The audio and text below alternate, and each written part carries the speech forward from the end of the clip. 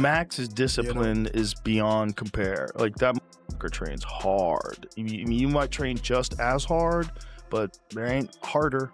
There ain't harder. The craziest one was when he put it on Calvin Cater, and he was.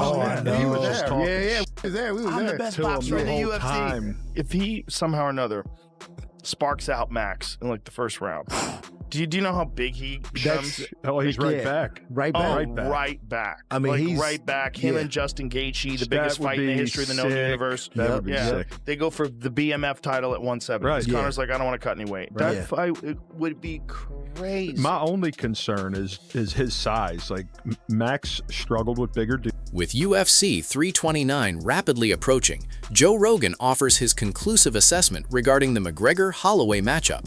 Here's his perspective as fight night nears. And if he starts talking to Conor like that in the middle of the fight and teeing off on him, if Conor gets tired, it could get rough. Look at his last fight with Dustin. I mean, the difference is Conor, I don't give a f if he's 39. I don't care how old he is. That dude's got the touch. Yeah, he does. He's got the touch of death. And he's very accurate. And he's accurate, and he's fast as.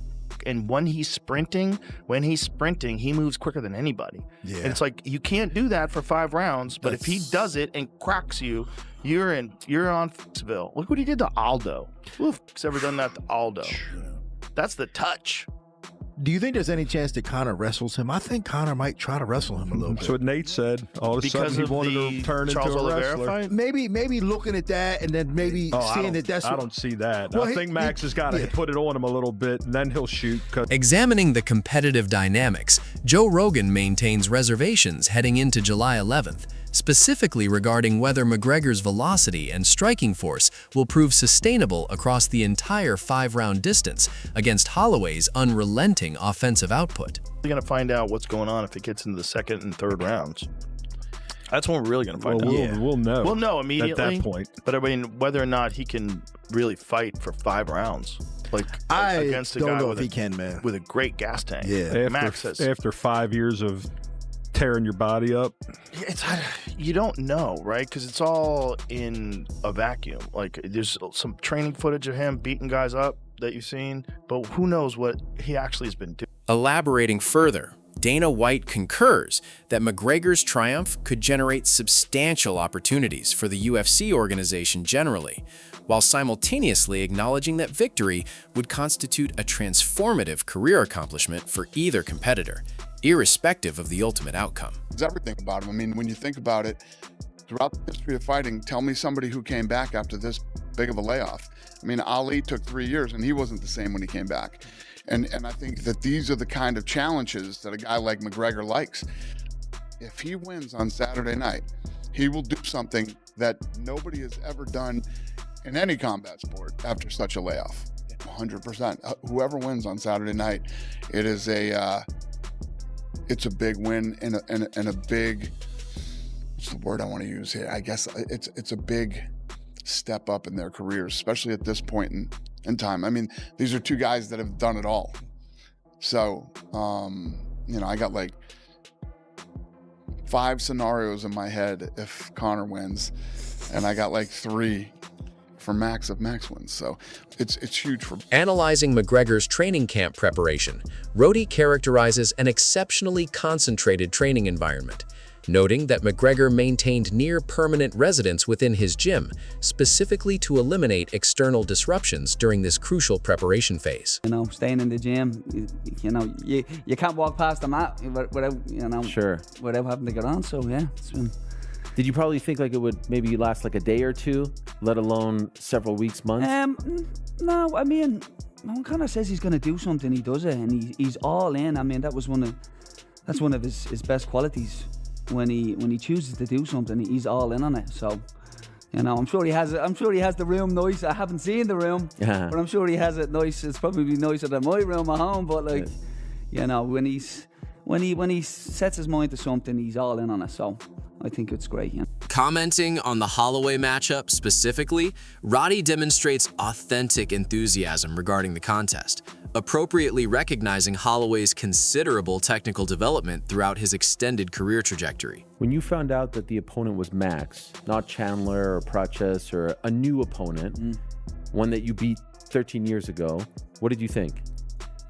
I was excited. It's a great fight. Max is a phenomenal fighter. He's had an amazing career, and I thought it was an exciting fight. You know, I thought it was a fight that would motivate Conor. You know, you have to be at your best to go in against Max.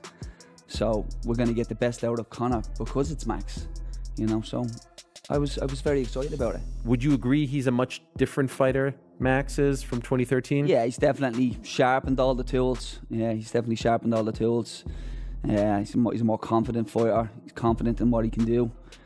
And you know, he's Addressing a more contentious subject matter, Ariel Helwani examines a New York Times investigation alleging McGregor continued utilizing performance-enhancing substances subsequent to his leg fracture had entirely recovered. This revelation precipitates extensive commentary among panelists regarding the adequacy of out-of-competition surveillance protocols and whether existing mechanisms sufficiently guarantee competitive equity throughout professional fighting. 2017, double-weight world champion, Floyd Mayweather banked. And then I launched an Irish whiskey. I didn't drink heavily, if at all, in that time of my life. I was an athlete at the top of my game. Next thing you know, there's thousands upon thousands of bottles in my garage. Never heard him say that about Proper 12, which he I don't think has any sort of stake in anymore. They sold it, and then they parted ways after the civil case came and went. And I never heard him say that, like, hey, having a garage filled with whiskey was problematic and took me down a wrong path. The drama and the headlines, they certainly don't stop. And yesterday there was a new report that came out from Michael Schmidt of the New York Times. You'll recall he wrote that article maybe 3 or so weeks ago regarding his use of drugs to try to heal the injured leg, the broken leg that he suffered. Examining the promotional landscape comprehensively, Helwani and accompanying analysts observe that this fight week exhibits substantially different characteristics compared to McGregor's championship-era events, which featured consistently electrifying press conferences, intense confrontations, and sensationalized promotional narratives that transcended combat sports boundaries. They identify a markedly diminished promotional intensity currently, featuring reduced interpersonal conflict, minimized theatrical rhetoric, and a comparatively restrained marketing approach. They theorize this transformation reflects evolving combat sports culture influenced by digital platforms. However, they withhold complete analysis for subsequent discussion. The deviation from historical precedent remains evident, and analysts propose this shift potentially carries unexpected competitive advantages. Sign of the times. It's a sign of pay-per-view being dead. It's a sign of them not having the pressure to sell these fights anymore because it's all bought and paid for in advance, and we lose out. And I think Conor and Max are probably happy not to do it. They're getting paid, they have guaranteed money, and you're Max Holloway, you want to fly from Hawaii to DC, you're Conor, you want to fly from Dublin to DC, you don't want to do it, so you're like, all right, fine, I'm not going to do it. But we, I think the ones who eat it all up, miss out on it. And it's a shame, because that was a fun part of the fight game, right? Like, this is... just had such a different feel back. Yeah. I mean, you hate to kind of belabor it. Even yesterday, he's sitting up there. It's different than like the one-on-ones and stuff like that. Regarding Israel Adesanya's assessment, he recounts his personal experiences witnessing the McGregor-Holloway bout in Boston as a spectator, already convinced of McGregor's exceptional capabilities. Though he defers comprehensive tactical breakdown, his observation regarding McGregor's unconventional striking methodology that evening illuminates his early confidence in the Irish competitor. McGregor unexpectedly employed martial arts techniques originating from Eastern combat traditions, including ticks executed from unconventional stances that initially disoriented Holloway. Second fight in Conor's career, I watched, it was in Boston. Again, I was on a hype train after the first fight, because after that one with Marcus Brimage, I was like, oh, this guy's different. And I watched all his interviews, and I was like, bro, I'm a fan. Same wavelength. He understands the game. He understands the realm. And yeah, that fight with Max Holloway. I watched the fight again. One thing I'll say from the first fight was... young Max looks. Bro, no tattoos from Conor or Max. Babyface assassins, both of them. 21 years old, Jesus. Yeah, and then again, his fifth fight in the company. And after this, he went on a tear. They became featherweight champ. Yeah, one thing I noticed from this fight, straight away from the get-go, let's go to the beginning, was the shapes. Conor approached the fight like straight away, they didn't show. Concluding his analysis, Israel presents his prediction for the upcoming contest, deliberately avoiding round-by-round strategic specifics. Instead, he indicates that Holloway's demonstrably superior contemporary conditioning, combined with his aggressive output volume, could incrementally deplete McGregor's resources throughout the bout's progression, implying that advanced rounds could disproportionately advantage one competitor substantially more than the other. So I think Max is going to get this done. But after that fight, Conor should fight Chandler and then, settle the debt. But yeah, in this fight, for the circumstances, weight, 170, lay off 5 years, Max in 5 years has had 8 fights. I'm gonna go Max Holloway. I know Conor can win, obviously it's MMA. Maybe that's why he hasn't shown any footage, because he's changed his style, so he doesn't want to even showcase anything. But Max's footwork is gonna get him away from the fence line.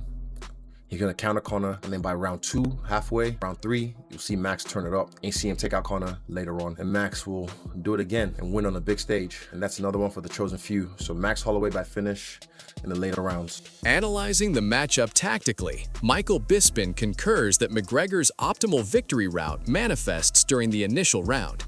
Nevertheless, he declines declaring such a scenario inevitable. Bisping emphasizes distinctly that progression into the championship rounds fundamentally recalibrates probability calculations, dramatically favoring Holloway. Bisping contends that absent an early knockout, McGregor essentially competes against declining recovery capacity and Holloway's unrelenting offensive pressure, rendering the opening round not merely advantageous, but potentially his exclusively realistic pathway to triumph. But I think if he's going to get it done, it'll only be in spectacular fashion. Because if Conor McGregor is going to win this fight, it will only be if he knocks him out in the first round. Yeah. And I say that respectfully. I'm looking at it through my analytical hat, not a personal hat or anything like that. He's never had a 5-round style. He's just never been that guy. He's always gassed the later the fight goes. Typically in round 2, he starts to fade because he's an explosive fast starter. And after 5 years away, there's no way. And I'm sure he's trained hard, and I'm sure he's prepared, and I'm sure he's ready. But I don't think he's preparing harder now than what he was pre-2016. I just don't think that's necessary. Analyzing Holloway's competitive advantages, Bisping highlights his remarkable resilience and demonstrated capacity to progressively intensify performance as contests advance, contrary to typical opponent deterioration patterns during later stages.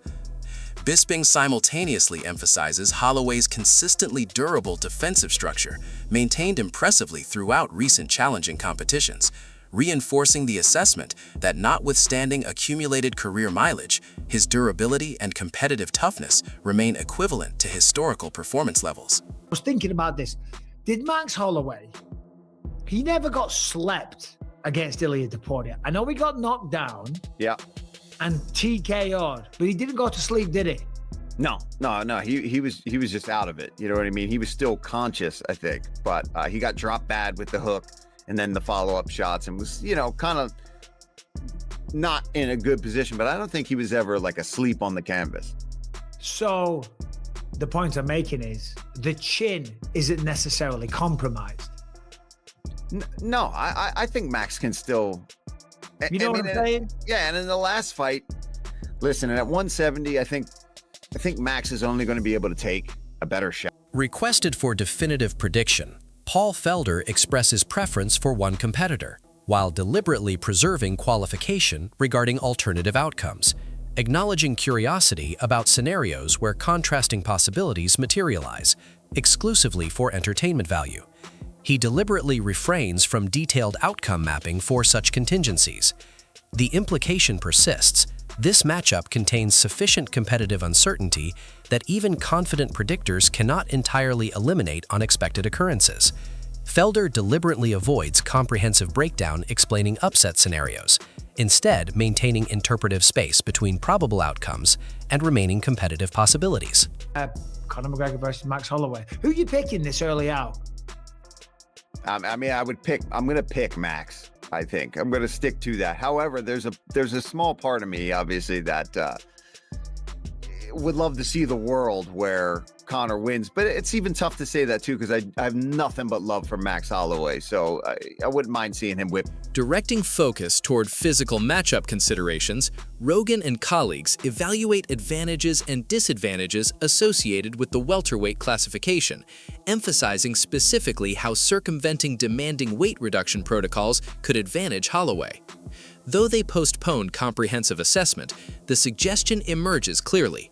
The welterweight version of Holloway potentially represents the most formidable iteration yet encountered. Max can fight with no weight cut, no weight cut. I'm Max saying, like, might never get tired. People are saying like, oh yeah, but what about moving up weight? I'm like, that's great for him. He don't have to cut no weight for him. It's great for both of them. Yeah. Listen, this is the future. I would hope guys would abandon weight cutting. I really do. And I think the UFC should accommodate it by letting go of these ridiculous weight limits.